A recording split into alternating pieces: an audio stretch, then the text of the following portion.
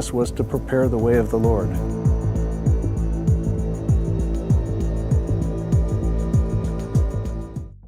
Avec des signes de peuplement humain remontant à au moins 10 000 ans, la Terre Sainte est un terrain fertile pour les archéologues. Il ne se passe pas un mois sans que des ouvriers construisant une nouvelle route ou un nouveau lotissement ne tombent sur des preuves évocatrices d'une civilisation passée. L'année dernière n'a pas fait exception. Ces derniers temps, les archéologues ont fait plusieurs découvertes importantes, notamment le visage de Jésus-Christ, celui d'un ancien roi et la possible redécouverte d'un royaume disparu depuis longtemps.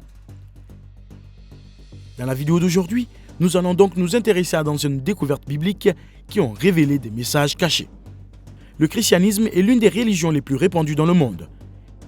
Il compte un grand nombre d'adeptes et de croyants.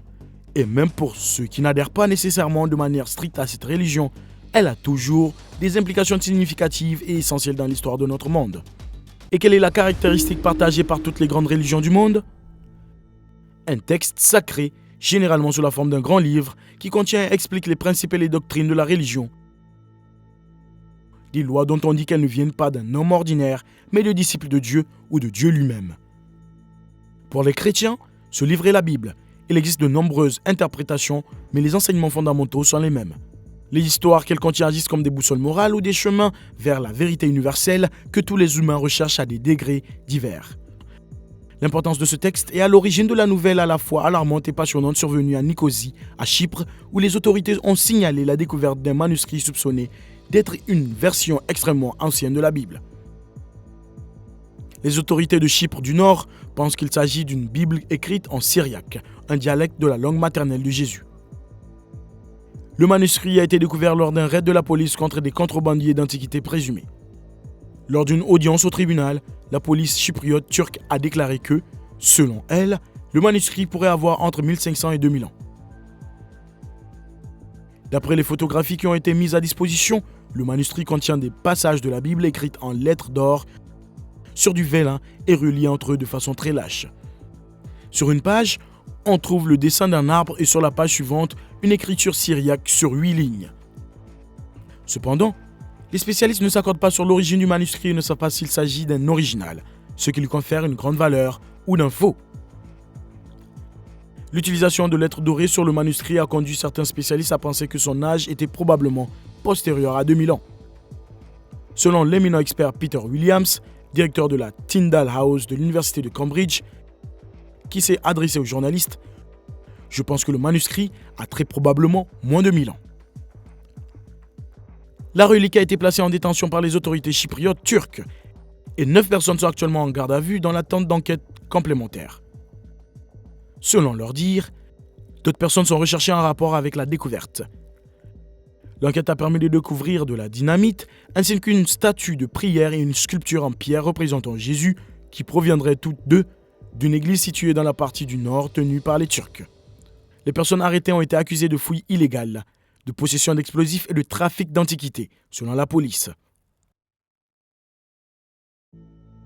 Le syriaque est un dialecte de l'araméen, la langue maternelle de Jésus, qui était autrefois largement parlée dans tout le Moyen-Orient et l'Asie centrale.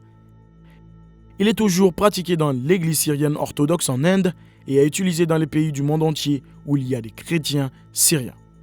Les chrétiens maronites de Chypre continuent de parler l'araméen lors de leurs rassemblements et cérémonies religieuses. Une source très probable du manuscrit pourrait être la région de Turk Abdin, en Turquie, où il existe encore une communauté parlant le syriaque, a déclaré Charlotte Rocher, professeure d'études sur l'Antiquité tardive et le byzantin au King's College de Londres. Il est très courant que les gens racontent des histoires sur l'âge de certains manuscrits.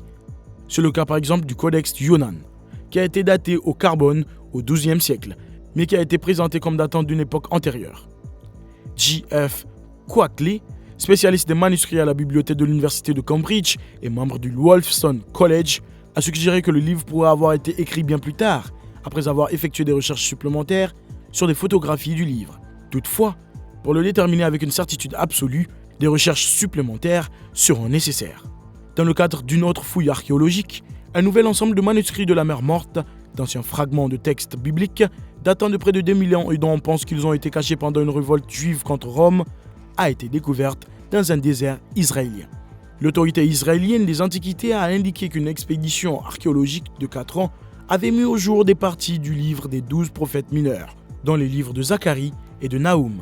Il s'agit de la première découverte de ce type en 60 ans. En outre, le squelette d'un enfant de 6000 ans qui avait été partiellement momifié a été découvert, ainsi qu'un vieux panier de 10 500 ans qui, selon les autorités israéliennes, pourrait être le plus ancien du monde. Un scanner a révélé que l'enfant avait entre 6 et 12 ans.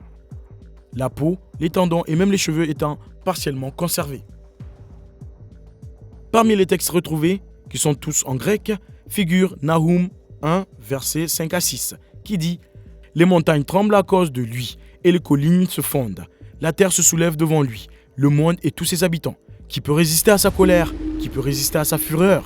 Sa colère se répand comme un feu, et le rocher se brise à cause de lui. » Selon les autorités, ces mots diffèrent légèrement des autres versions de la Bible, offrant une rare lumière sur la façon dont le texte biblique a évolué au fil du temps, à partir de sa forme originale. Les manuscrits originaux de la mer Morte ont été découverts en 1947 par un berger bédouin dans la même région. Ils sont considérés comme l'une des plus importantes découvertes archéologiques du XXe siècle, même si les spécialistes de la Bible débattent de leur origine. La majorité de ces rouleaux sont conservés au musée israélien de Jérusalem, mais la Jordanie et l'autorité palestinienne en ont également revendiqué la propriété. Qumran, en Cisjordanie, où les premiers parchemins ont été découverts, fait partie des terres conquises par Israël lors de la guerre de 1967 et ferait partie d'un futur État palestinien. Il est très excitant de voir ces découvertes et de les exposer au public, des découvertes qui jettent une grande lumière sur notre histoire, a déclaré Avi Cohen, PDG du ministère de Jérusalem et du patrimoine. Ces découvertes ne sont pas seulement importantes pour notre propre patrimoine culturel, mais pour celui du monde entier. Parmi les autres objets, on trouve une cachette de pièces de monnaie portant des symboles juifs tels qu'une harpe et un palmier dattier, des pointes de flèches et de lances, du tissu, des sandales et des peignes à poux. On suppose également que ces objets datent de la fin de la révolte de Bar Kokhba, 132 à 136 de notre ère, au cours de laquelle les Juifs se sont battus contre la domination romaine en Judée. Les objets de valeur ont été découverts dans le désert de Judée, dans une grotte connue sous le nom de Grotte de l'Horreur par l'autorité des Antiquités. En raison du climat sec caractéristique de la région, les documents qui ont été découverts se sont conservés en très bon état. Les chercheurs ont dû descendre en rappel le long d'une falaise périlleuse pour atteindre l'entrée de la grotte, qui se trouve à 262 pieds sous le sommet de la falaise et est entourée de gorges de chaque côté, en utilisant des méthodes plus proches d'un film hollywoodien que d'une étude archéologique. Des drones ont également été utilisés pour étudier les zones délicates de la grotte. Les autorités ont rapidement rappelé que l'accès à la grotte est interdit pour des raisons de sécurité. Ces découvertes extraordinaires ont été mises au jour dans le cadre d'un projet israélien visant à éviter le pillage en Terre Sainte qui, selon les experts, constitue une menace permanente pour les antiquités inconnues depuis la découverte des manuscrits de la mer Morte. Le directeur de l'autorité des antiquités, Israël Hasson, qui a dirigé l'effort, a exhorté le gouvernement israélien à faire davantage pour sauvegarder les futurs artefacts mis au jour. Selon l'autorité des antiquités israéliennes, 600 grottes ont été cartographiées à l'aide de drones et de technologies d'enquête avancées.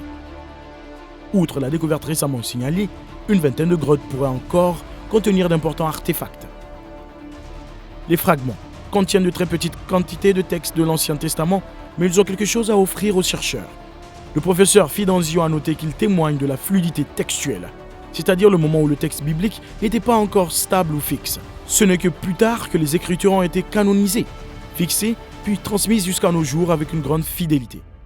Il affirme que le rouleau de la grotte de l'horreur peut aider les chercheurs à comprendre une étape qui a conduit au texte définitif. Mais ce n'est pas tout. En 2021, des archéologues travaillant sur les pentes orientales de la cité de David ont découvert un tronçon important qu'un mur de fortification de la période du premier temple qui s'est dressé pendant l'invasion babylonienne au VIe siècle avant Jésus-Christ. Ce tronçon de mur a été conservé sur une longueur de 40 mètres et mesure 3 mètres de haut et 5 mètres de large. Un certain nombre de petites trouvailles importantes, notamment des timbres administratifs, ont été découvertes sous le mur. Les archéologues n'ont pas encore établi de date définitive pour la construction du mur, mais ils pensent qu'il a été construit entre la fin du 8e et le début du 7e siècle avant Jésus-Christ. Cela correspondrait parfaitement au récit biblique des préparatifs de siège du roi Ézéchias et du renforcement du mur de Jérusalem, en prévision d'une attaque du roi Sennacherib et de l'armée assyrienne de Chroniques 32, verset 5. La découverte de ce tronçon de mur complète une ligne de fortification beaucoup plus longue.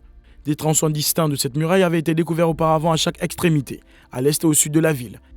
Grâce à la découverte de ce tronçon de mur intermédiaire, La longueur totale de l'ensemble des fortifications sud-est de Jérusalem est désormais visible sur toute sa longueur combinée de 200 mètres. Nous vous invitons à nous faire part de vos impressions sur ces découvertes dans les commentaires ci-dessous.